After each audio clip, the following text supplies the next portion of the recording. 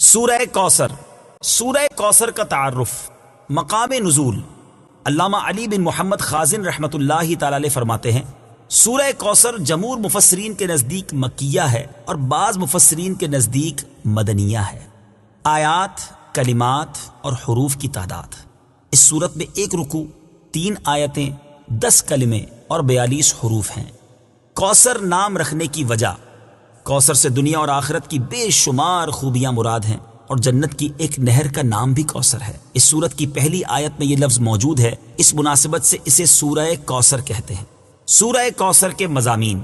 اس سورت کا مرکزی مضمون یہ ہے کہ اس میں اللہ تعالیٰ نے اپنے حبیب صلی اللہ تعالی علیہ وآلہ وسلم کی مدحت بیان فرمائی ہے، اور اس میں یہ مضامین بیان ہوئے ہیں۔ نمبر 1، اس کی پہلی آیت میں اللہ تعالیٰ کے اس فضل و احسان کا بیان ہے جو اس نے اپنے حبیب صلی اللہ تعالی علیہ وسلم پر فرمایا۔ نمبر 2، دوسری آیت میں نبی کریم صلی اللہ تعالی علیہ وسلم سے فرمایا گیا کہ اللہ تعالیٰ کے فضل و احسان کے شکریے میں نماز پڑھتے رہیں اور قربانی کریں۔ نمبر 3، تیسری آیت میں فرمایا گیا کہ جو اللہ تعالیٰ کے حبیب صلی اللہ تعالی علیہ وآلہ وسلم کا دشمن ہے وہی ہر خیر سے محروم ہے۔ سورہ ماعون کے ساتھ مناسبت، سورہ کوثر کی اپنے سے ماقبل سورت ماعون کے ساتھ مناسبت یہ ہے کہ سورہ ماعون میں کافروں اور منافقوں کی جو صفات بیان کی گئیں ان کے مقابلے میں سید المرسلین صلی اللہ تعالی علیہ وآلہ وسلم کے اوصاف سورہ کوثر میں بیان کیے گئے۔ بسم اللہ الرحمن الرحیم۔ ترجمہ، اللہ کے نام سے شروع جو نہایت مہربان رحمت والا ہے۔ اِنَّا أعطيناك الكوثر فصل لربك وانحر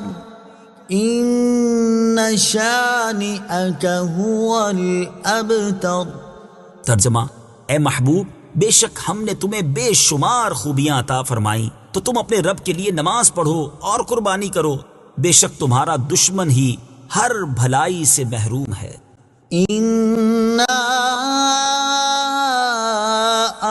أعطيناك الكوثر،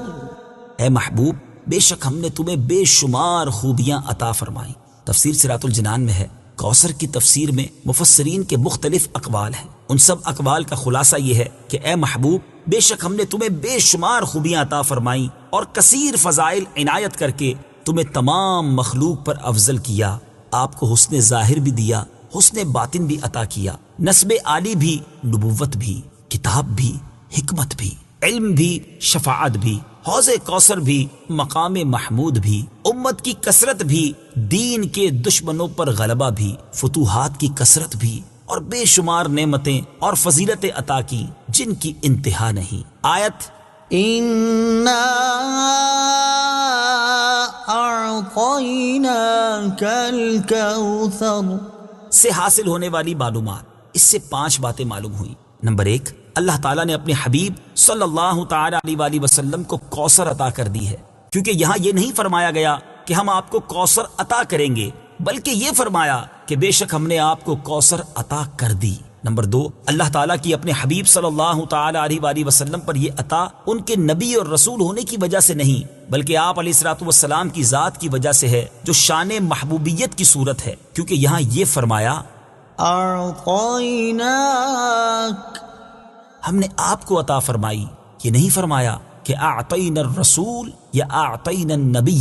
نمبر 3، تاجدار رسالت صلی اللہ تعالی علیہ وآلہ وسلم پر یہ عطا کسی عبادت اور ریاضت کی وجہ سے نہیں ہے، بلکہ ان پر یہ عطا اللہ تعالیٰ کے عظیم فضل اور احسان کی وجہ سے ہے، کیونکہ یہاں عطا کا ذکر پہلے ہوا اور عبادت کا ذکر بعد میں ہوا۔ نمبر 4، اللہ تعالیٰ نے آپ کو کوثر کا مالک بنا دیا ہے تو آپ جسے چاہیں جو چاہیں عطا کر سکتے ہیں۔ نمبر 5، سید المرسلین صلی اللہ تعالی علیہ وآلہ وسلم کی مدحت خود رب تعالیٰ فرماتا ہے۔ اعلیٰ حضرت امام احمد رضا خان علیہ الرحمت الرحمان فرماتے ہیں، انا اعطیناک الکوثر، ساری کثرت پاتے یہ ہیں، ٹھنڈا ٹھنڈا، میٹھا میٹھا، پیتے ہم ہیں، پلاتے یہ ہیں۔ اور ایک اور جگہ فرماتے ہیں نا، اے رضا خود صاحب قرآن ہے، مداح ہے حضور، تجھ سے کب ممکن ہے پھر مدحت رسول اللہ کی۔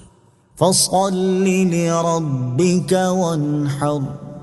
تو تم اپنے رب کے لیے نماز پڑھو اور قربانی کرو۔ تفسیر صراط الجنان میں ہے، یعنی اے حبیب صلی اللہ تعالی علیہ وآلہ وسلم، اللہ تعالیٰ نے آپ کو دونوں جہاں کی بے شمار بھلائیاں عطا کی ہیں اور آپ کو وہ خاص رتبہ عطا کیا ہے جو آپ کے علاوہ کسی اور کو عطا نہیں کیا۔ تو آپ اپنے اس رب عز و جل کے لیے نماز پڑھتے رہیں جس نے آپ صلی اللہ تعالی علیہ وآلہ وسلم کو کوثر عطا کر کے عزت و شرافت دی، تاکہ بتوں کے پجاری ذلیل ہوں اور بتوں کے نام پر ذبح کرنے والوں کی مخالفت کرتے ہوئے اپنے رب عز و جل کے لیے اور اس کے نام پر قربانی کرے۔ اس آیت کی تفسیر میں ایک قول یہ بھی ہے کہ نماز سے نماز عید مراد ہے۔ ان شانئک هو الابتر،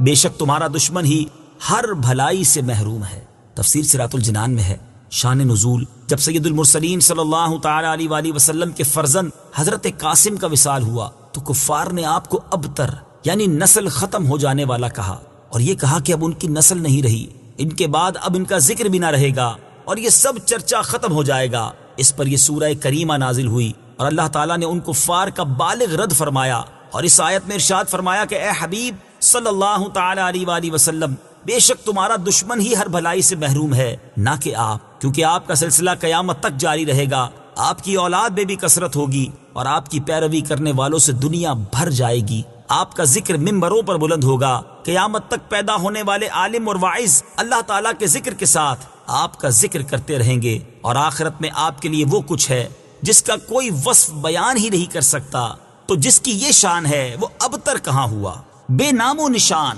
اور ہر بھلائی سے محروم تو آپ کے دشمن ہیں۔ اعلیٰ حضرت امام احمد رضا خان رحمۃ اللہ تعالی علیہ اس صورت کی تفسیر بیان کرتے ہوئے فرماتے ہیں، عاص بن وائل شقی نے جو صاحبزادہ سید المرسلین صلی اللہ تعالی علیہ وآلہ وسلم کے انتقال پرملال پر حضور کو ابتر یعنی نسل بریدہ کہا، حق تعالی نے فرمایا انا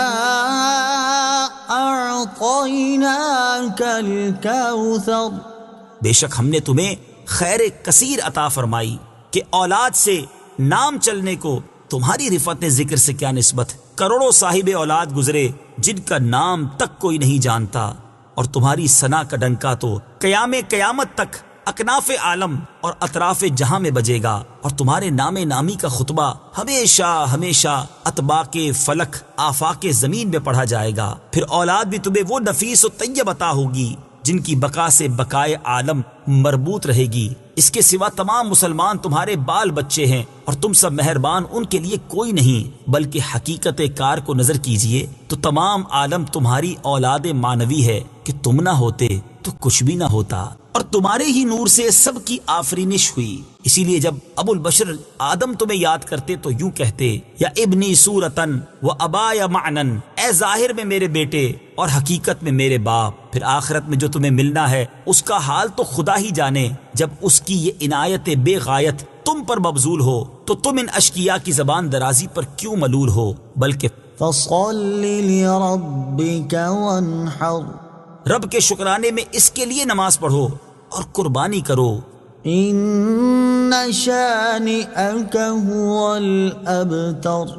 جو تمہارا دشمن ہے وہی نسل بریدہ ہے، کہ جن بیٹوں پر اسے ناز ہے یعنی عمرو و حشام رضی اللہ تعالی عنہما، وہی اس کے دشمن ہو جائیں گے، اور تمہارے دین حق میں آ کر بوجہ اختلاف دین اس کی نسل سے جدا ہو کر تمہارے دینی بیٹوں میں شمار کیے جائیں گے۔ پھر آدمی بے نسل ہوتا تو یہی صحیح کہ نام نہ چلتا، اس سے نام بد کا باقی رہنا 1000 درجے بدتر ہے۔ تمہارے دشمن کا ناپاک نام ہمیشہ بدی و نفرین کے ساتھ لیا جائے گا، اور روز قیامت ان گستاخیوں کی پوری سزا پائے گا، والعیاذ باللہ تعالی۔ اس سے معلوم ہوا کہ حضور پرنور صلی اللہ تعالی علیہ وآلہ وسلم کا اللہ تعالیٰ کی بارگاہ میں مقام اتنا بلند ہے کہ ان کے گستاخ کو اس کی گستاخی کا جواب خود رب تعالیٰ دیتا ہے۔ صدق اللہ